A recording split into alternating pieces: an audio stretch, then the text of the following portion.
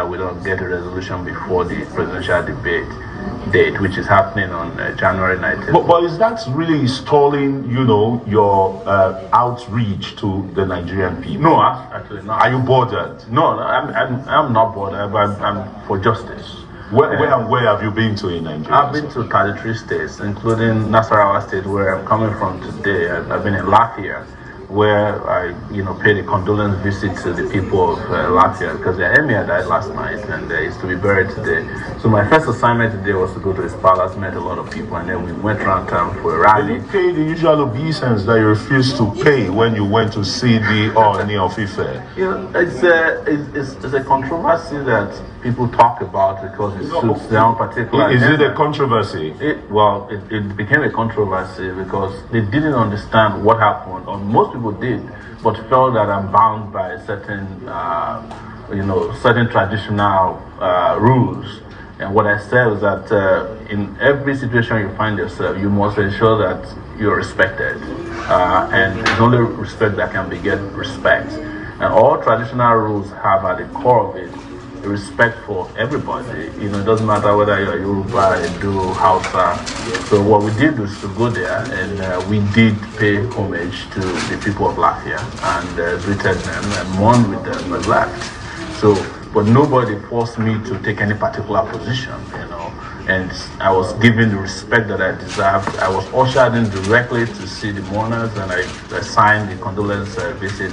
Nobody looked down on me. Nobody said, "Oh, who is this guy?" I was ushered into the inner room, and I greeted the chief mourner, who was the emir of Latvia, of Kefi, and left. And they greeted me.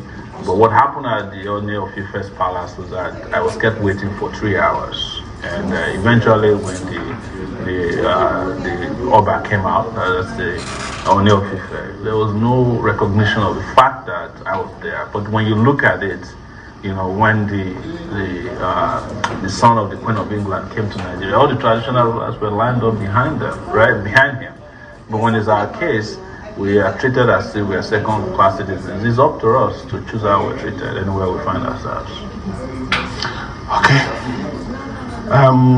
How has your message, the message of the African Action Congress, you as a flag bearer, been received by the people? Because it is really Herculean or tough, seeing you mobilize so much crowd like that. I saw some visuals of you while you were in Cannes. Yeah. It was a motley crowd. Yeah. Are you bothered by the turnout at your rallies? No, any rally that you see us holding is organic. People are connecting with us based on our message. That you've not paid people money to come here. So, no rent a crowd? No. In fact, in most cases, we don't even have police. So we are welcomed by the people, and we talk to them, we engage with them. You don't write the police that, look, you're going to have a rally in this state. We do, but in most cases, they don't give us police protection. We wrote to the IG of police for special protection, and they never responded. Do you need it? Because I know quite a number of views, criticize that. Why the VIP? We are not looking for VIP treatment. I'm fine, but when you go out there to mix with a lot of people, you have to take security into consideration. Not because of me. In some cases, because of those who come to welcome us and people who come and talk with us. And we've had instances where we're held off by area boys who mistook us for the traditional politicians and asked us for money. And when we don't give, they hold us to ransom. And how have you wriggled out of that? We talk to them and say, look, we are not the people who stole your money. And after a while, they talk among themselves and say, oh, these guys are different, and they let us go. And they understand. They do. And you try to persuade them that they must vote for you. They should vote for you. In fact, after such kind of a standoff, we earn their respect, and they turn around and say, oh, we wish we knew that you're coming or you're the one. Because we are looking for these people who stole our money. We want to take our own back right now. But there's also a culture of instant gratification, that's become a political culture in Nigeria. And we have to break through all those barriers. It's not easy, but we've been doing a good job at it. That's why we've been able to, navigate through 33 states. And we've done over 150 to 200 events, both within Nigeria and outside of Nigeria. And now people are the ones donating to us. I was going to ask you, how is the level of volunteering for your cause, for your campaign? Amazing. So I'll start with the donations. We've received close to 100 million naira in between donations made to our Nigerian account and GoFundMe, which is within Nigeria, within and outside Nigeria. But mostly by Nigerians. And we have been able to use that in traveling around the country, traveling outside of the country, and wherever we go, we've enjoyed massive. You go by private jet? No, I've never entered a private jet before. I don't know how the inside of a private jet looks, but I can tell you something.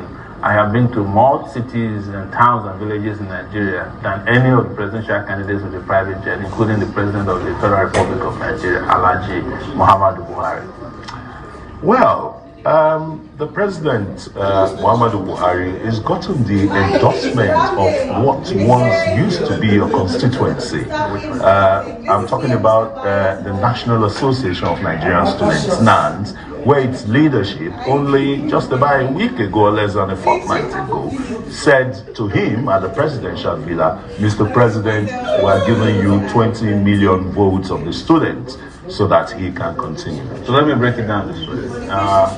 The number of young people across Nigeria that registered to vote, 22 million voters. The number of students in Nigeria, not even close to 20 million, right?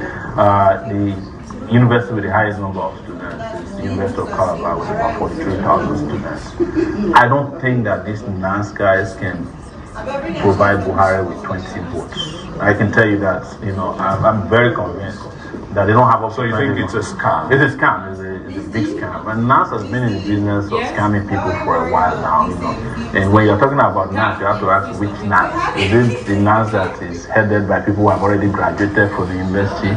They have different versions of NAS now. You have to do your research. And they drive very luxurious cars. I've seen them driving luxurious cars. I've seen them in presidential jets before. I think these guys are aspiring to be like the enemies of the public. They are mirroring their lives after those are the politicians that ruin the country. But these are the people we used to fight against.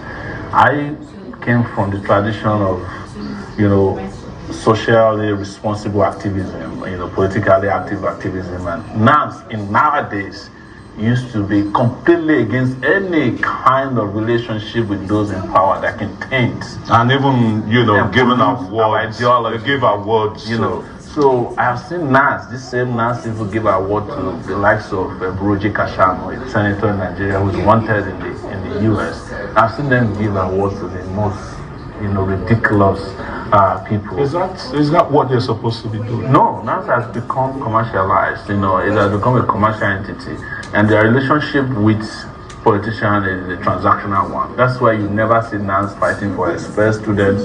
You can't find them fighting against school fees increment. I was going to ask you. So, if you come in as a president with the perennial truncation of tertiary education, whether at the university level by ASU or ASUP and the rest, for one salary increment, one teaching allowance and the rest, all in the name of fighting for the students. And with your experience then at the University of Lagos, how are you going to rejig the Nigerian education system? Not just at the tertiary level, because the most important level is the primary and the secondary level. Absolutely. Let me start by telling you how many kids we have out of school. You all know that 13 million. We have to take them back into school. And our specific intervention is to spend an average of 100,000 naira per kid to return them back to school. That would take us about 1.3 trillion naira in investment to take this annually. It won't be annually, because the moment we take them out at once into school, then they become part of the education system. So it's when you don't do it at once that you have to spend annually. So it's going to be a one-time intervention of ensuring that all the 13 million kids are sent back to school. And then you can make it a crime for parents to ask their kids to go and be selling along the highway pure water, granite, and the rest of it when they should be in school, because that's what happens. The Child Rights Act is there, and just some states have not implemented it. The states are not interested in children education. They're interested in security votes for governors. Even the UBEC, fund that's available for state to draw from, they need to just provide a little bit of counterpart fund. They never do it because, the governors don't send their children to school here. So if you don't send your children to school in Nigeria, how would you care about primary education? But not to forget about what I've said, The same thing has to happen to secondary education. We have to have massive investment, and there has to be technological engagement, so education can be such that even people who are not in classrooms can be educated with devices like the one I'm holding. Virtual education, which they were trying to do with nomadic education. And then for the university students, I have promised, and I'll say it again here, that we should be paying our students study allowances. Do you know why it is important? Because if we don't do so, if they end up in prison, we have to feed them with 14,000 naira per day, an average prisoner. So I'm not saying that people who are educated may not end up in prison, but I'm just giving you that analogy so that you can understand that when you make a society ignorant, you are sending them to prison pretty much.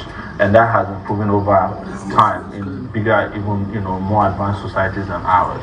But what we need to do is massive investment in education. And I'm not the only one who is saying this. Even Bill Gates, who normally is complacent about politics, came in Nigeria and was crying loud. So you need to invest in your youth. You have to invest in their education. You have to train them. But I'm not training people in skill acquisition centers, because politicians are not sending their children to school acquisition centers. Every skill acquisition center in this country at the minimum must become a community college where you study for 2 years and obtain some kind of an associate degree. And if you want to proceed from there to university, you do so. That means we are looking at having a university per local government, but definitely maybe not a national university, but a community college. Do you know why I'm saying this? If today you want to paste tiles on your floors, you are not looking for a Nigerian trained tiler. You're going to Benin Republic, Togo.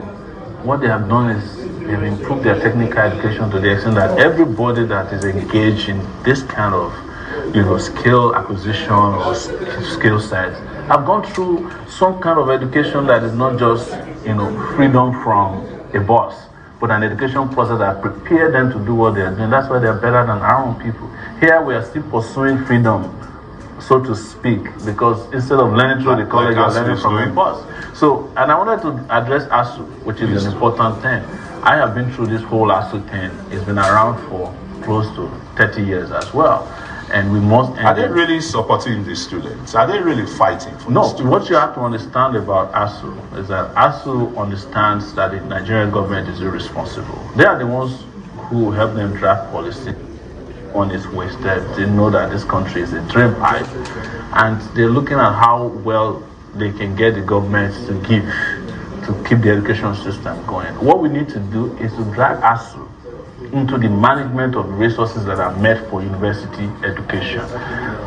One instance is that there is a TED fund in this country that has become a slush fund. If you go to the Central Bank of Nigeria, there are about 600 billion naira sitting down there from education tax, TED.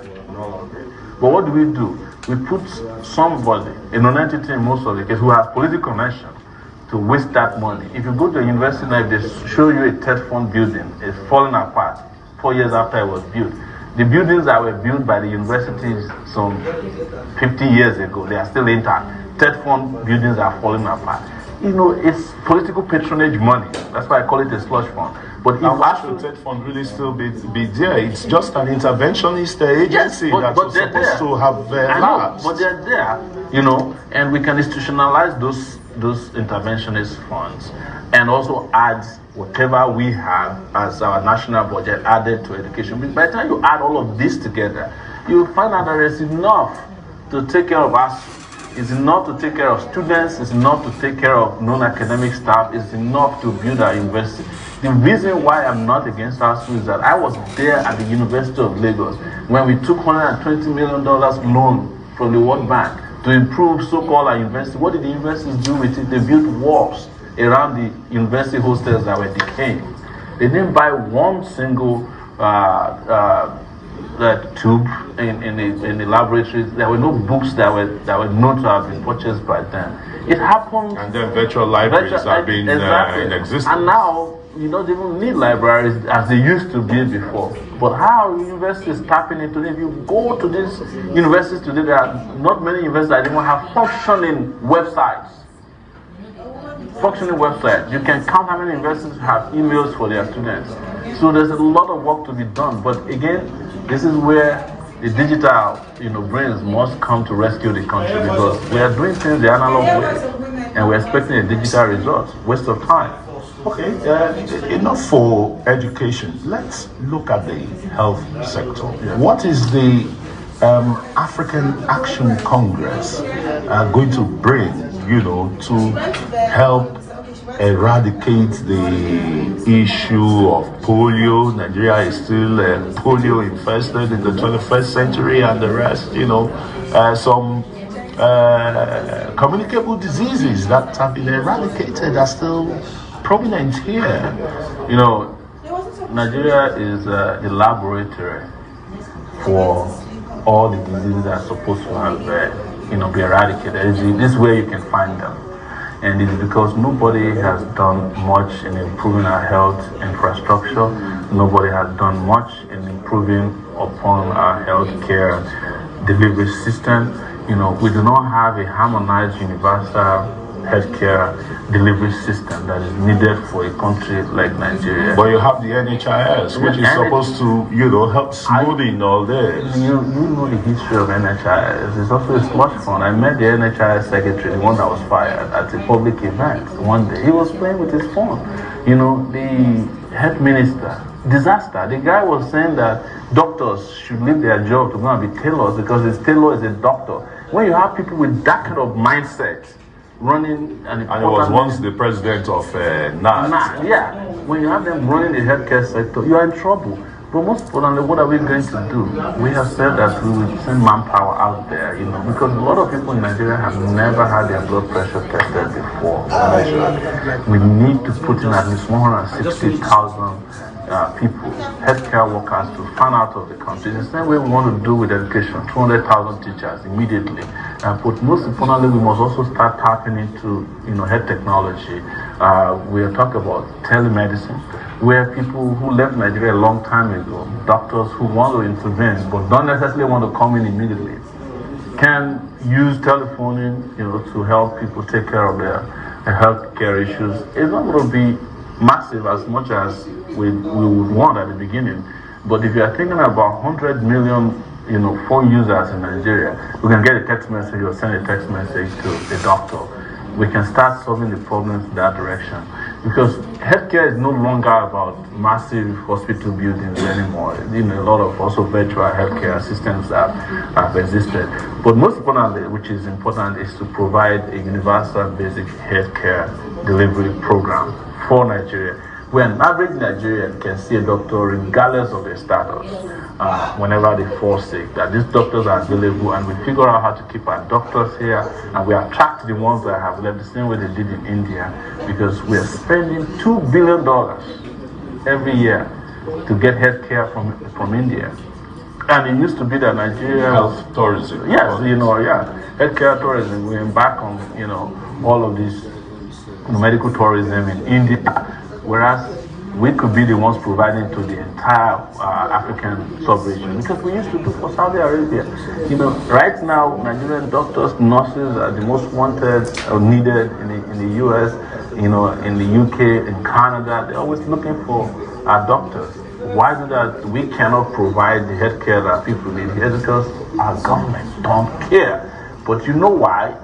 Even if the president calls today, where does he go to get medical care? He goes to London. And when you become president too, because of the facilities around you, you'll be flown abroad too. No, I'm not going to be flown abroad. I am now going to be leaving this country to seek medical care. Anything that I cannot be treated here, better kill me. And I mean it. But this is the reason why a president will not abandon the country, to be helpless.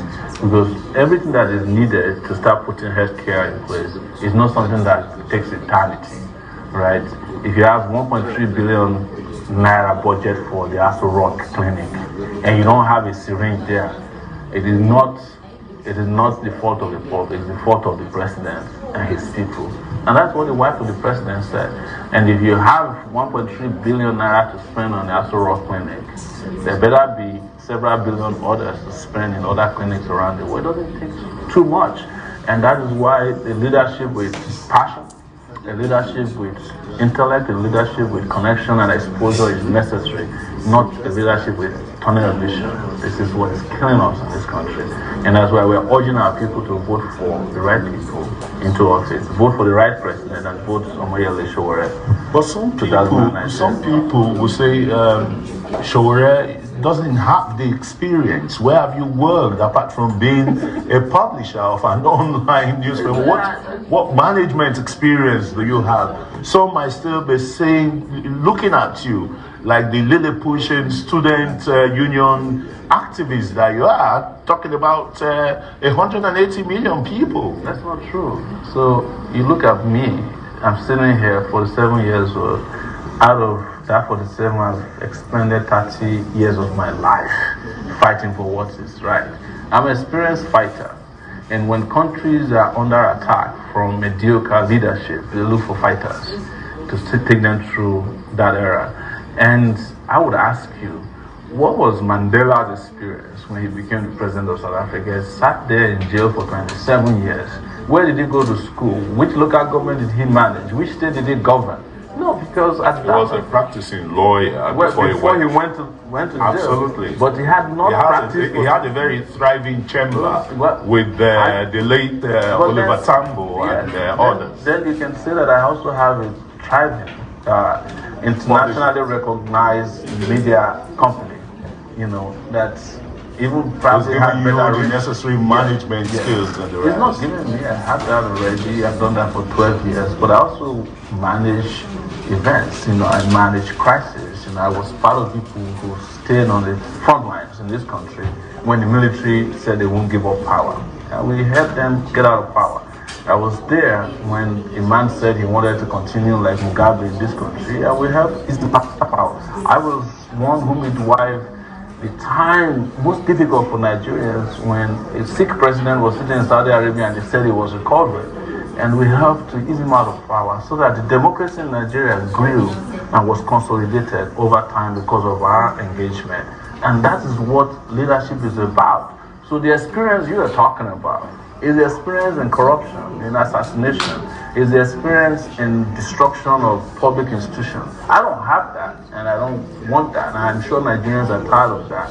The people who are running for office against me, or who are our opponents in this election, they don't have any experience. They have rich experience, you know. Everything they own on the back of our country. The profit that they make, you know, when you call them industrialists, is because they are cornered to themselves public institutions that they sold to private individuals who are proxies for them. I don't have this kind of experience. But we are looking for a leader at this point. And if you are looking for a leader, you are looking for a leader who can stand up for you, can fight for you, and who can make your country progress. And that's what every country does when they are in the quagmire like we are now. Well, virtually all the presidential contestants have been, you know, hinging the new development on agriculture, knowing that, oh, it's more than a potential. But the country is still basically agrarian, and when it comes to the issue of agriculture, it's not just producing the crops that matters, it's how the byproducts are used by maybe cottage industries and the rest. How are you going to do that? So what I discovered traveling around this country is that we're just not an agrarian side, we're still using crude. You've got to do that very quickly because your time is we're still using crude implements to carry out agriculture. We're still using cows and donkeys to plow. You know, whereas our governors are driving private jeeps all over the place.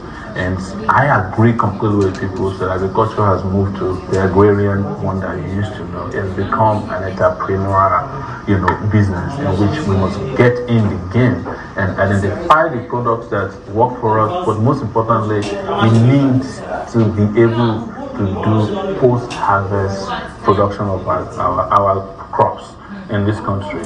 And that is where we're killing ourselves. That's why China is here getting more from us than we're getting. But our food security depends on what we do with technology. You're going to guarantee that as if you become the president, African Action. That would be an opportunity for jobs, a lot of jobs for young people who are there doing nothing now. Fantastic. Omoyele Sowore, former student union president, University of Lagos, and publisher of an online media and presidential candidate of the African Action Congress in the February 16th. Yes.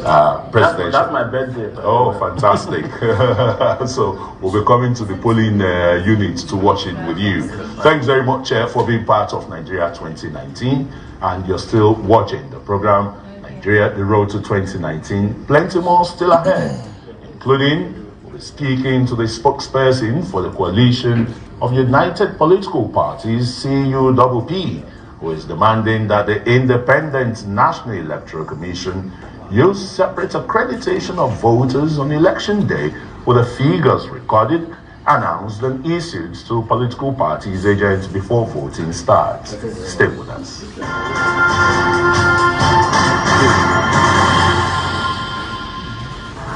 Nigeria. We are 198 million productive people with over 900,000 square kilometers of fertile land. Nigeria's banking system has emerged strong and resilient from the 2016 crisis, which has enhanced our productivity. Love you.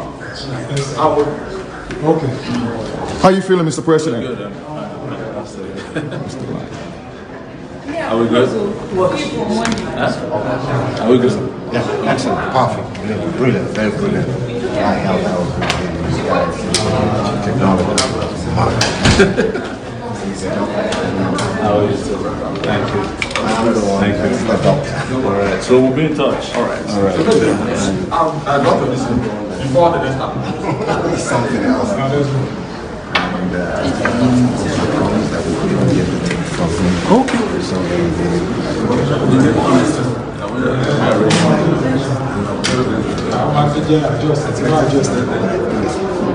all right.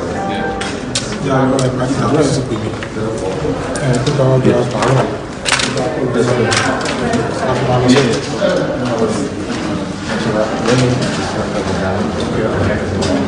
Yes, please.